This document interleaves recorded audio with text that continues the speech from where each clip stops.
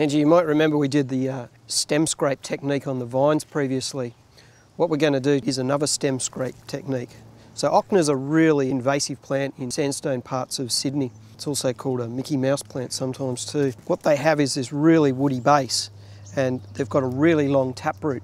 And on that taproot there's a J section, sort of a big bend in it, and it's always a weak point. So if I was to try and pull that out, just using my hands, they always tend to snap on that point, and then they reshoot from underground. So this one might have actually been done already. That's why it's so thick like that, and it's got other stems coming off it. Because they've got that really woody taproot, we have to do the stem scrape on both sides of the trunk on this little one, and that ensures that we get the herbicide into the system. So what we do is run the knife up quite gently up the stem on both sides, using our bush regeneration knife, which should be really sharp.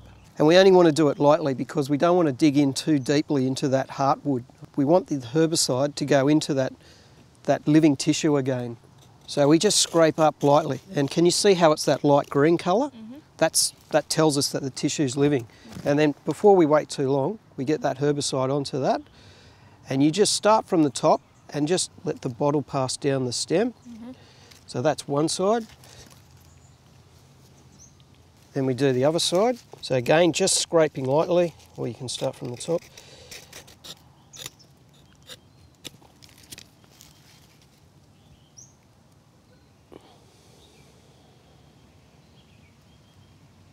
Okay, so that leaves all the parts on the plant still active, but at the same time that herbicide's going to get transported all around this plant.